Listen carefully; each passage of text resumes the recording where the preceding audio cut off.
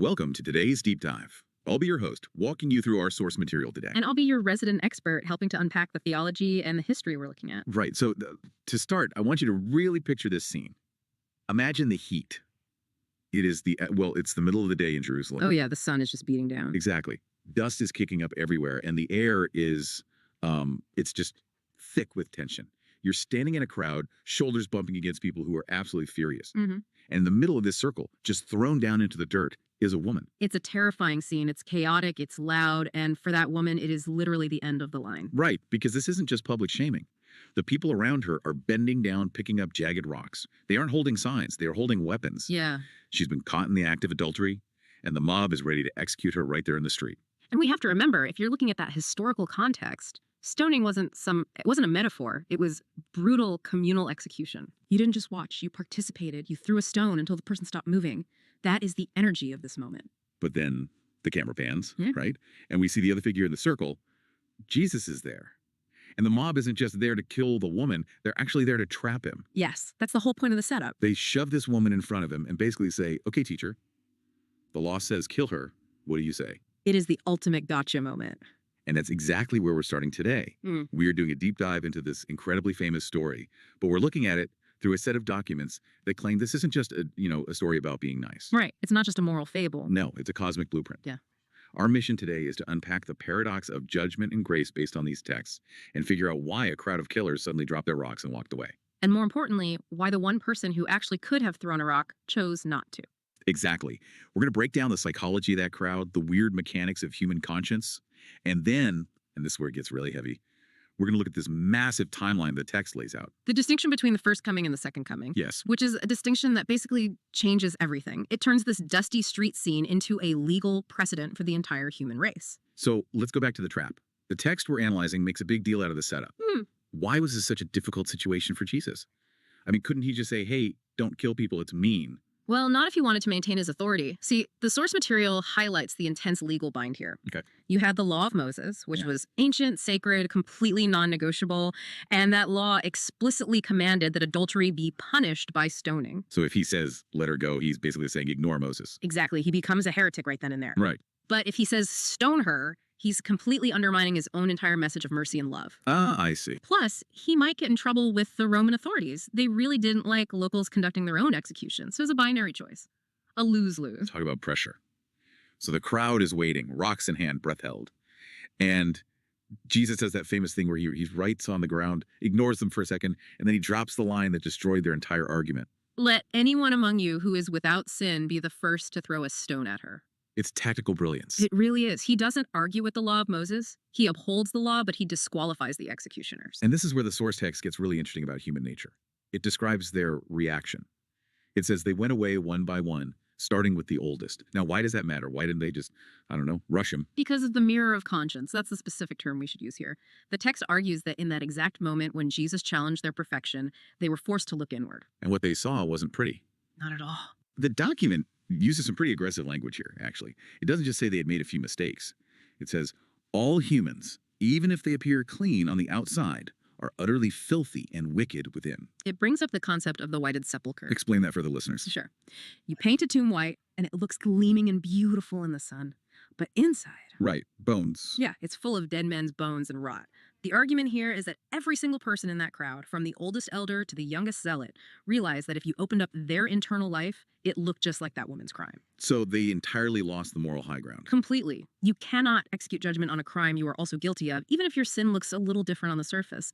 The text says their consciences were pricked. Pricked, that's a great word for it. They realized that if the standard is absolute perfection, they are all on death row. So the stones drop. Thud, thud, thud. They shuffle away. And now it's just the woman and Jesus. And this is the part that always confuses me, and the text spends a lot of time on it. Let's get into it. The crowd left because they were sinners. But Jesus, well, the source operates on the premise that Jesus is God, so he's without sin. Right. So technically, by his own rules, let him who is without sin cast the first stone. Couldn't he have picked up a rock and executed her? Legally, according to the logic he literally just set up. Yeah. Yes, he was the only one in that entire circle with the actual standing to judge her. Wow. He had the warrant, he had the purity, and he had the law. But he doesn't. No. He says, neither do I condemn you. Go and sin no more. Now, is he just being soft? Is he ignoring the law? Because the text insists that he is just and holy. How do you square that? This is the absolute pivot point of our deep dive today. Mhm. He isn't ignoring the law. He is suspending the sentencing. The text explains this by distinguishing between the two comings. The two comings. Yes. This creates a sort of era of atonement. Okay, let's unpack that. Two comings. Hmm. This feels like we're moving from a courtroom drama to almost a sci-fi timeline. What is the first coming really about? The first coming is the era that the woman was living in, and importantly, it's the era the text says we are currently in right now. The mission statement for the first coming wasn't judgment, it was rescue. Rescue. The text says, "For God sent not his Son into the world to condemn the world, but that the world through him might be saved." Precisely. Think of it like a triage unit in a hospital. When a patient comes in bleeding corrupted, to use the text's language, the doctor doesn't stand there and lecture them on why they shouldn't have been playing with knives. Right. The doctor doesn't judge the injury. The doctor tries to save the life. So Jesus is basically in doctor mode, not judge mode. In a way, yes, but the text makes it clear it's much costlier than that. It says the only way he could let that woman go without breaking the cosmic law was if someone else paid the penalty for her adultery. Atonement. Right. The reason he didn't stone her wasn't because adultery is okay. It's because he intended to take the stoning himself. He came to shed his precious blood, as the document puts it.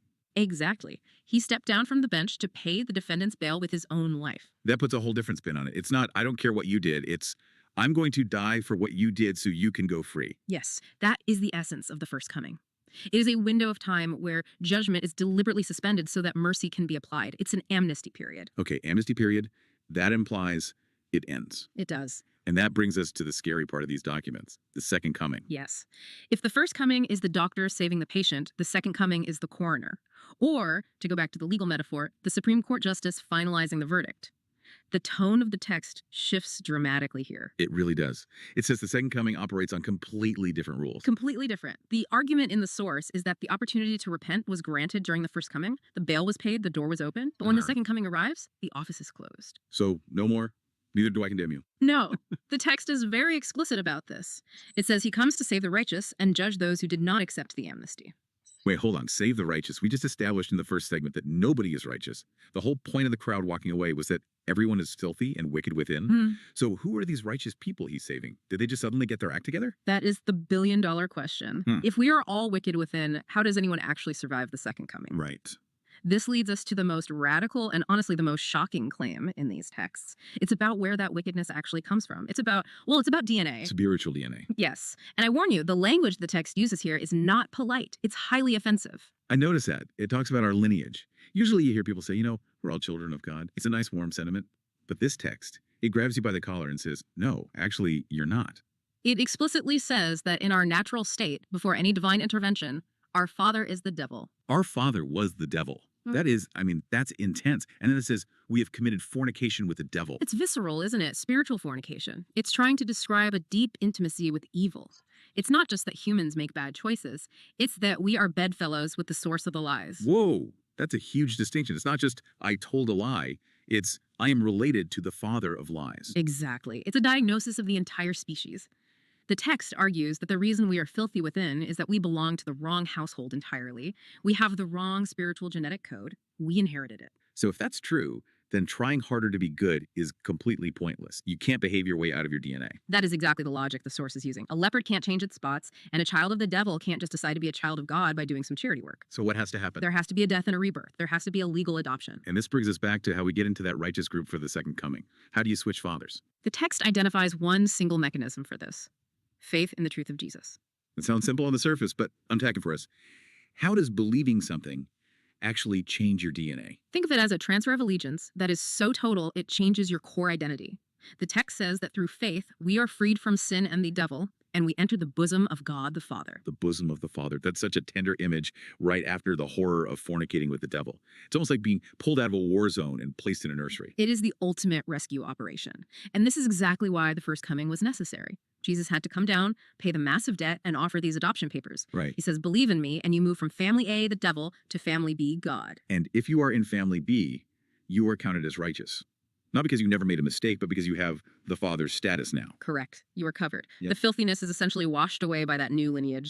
And here is the real urgency I'm feeling when I read this text. This transfer has to happen now, during the amnesty period. Yes, that is the critical takeaway for anyone listening.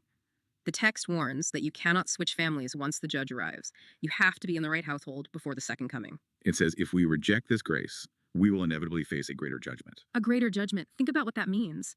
The woman in the dust faced stones. That's bad. But the text implies a judgment that is eternal, a separation that is permanent. It really reframes the whole Jesus is coming back thing. People usually think of it as, oh, cool, the world ends. But this makes it sound like a strict deadline, like turning in your final exam, pencils down. It is a deadline. The source material is essentially screaming to the reader, use the window while it is open. Do not wait for the judge to sit back down on the bench to start asking for a plea deal. Because it's too late then. Far too late. It's wild to think about. We started this deep dive with a woman who thought her life was over. She's dragged into the street expecting rocks to just crush her skull. And instead, she gets silence. She gets space. She gets to walk away. Because she received the benefit of the first coming. She met the Savior in that dirt ring, not the judge. But the story doesn't end there for us. The text makes it clear we are living in that silence right now. The rocks haven't started flying yet. We are in the pause, the crowd is dispersed, and we are standing before him. The question the text poses to you is, do we use this moment to change our allegiance? Because if we don't, well, the text is brutally clear. The silence won't last forever. No, the gavel eventually falls. I want to leave everyone with a final thought that actually kept me up a little bit last night after reading through these sources. Yeah. We talked about why the crowd left. Right. They left because they looked in the mirror and saw their own sin. Their hypocrisy stopped them from throwing the stones. Yeah, the realization of, I can't judge her because I'm just as bad. But the text tells us that in the second coming, the judge is returning. And this judge has no sin.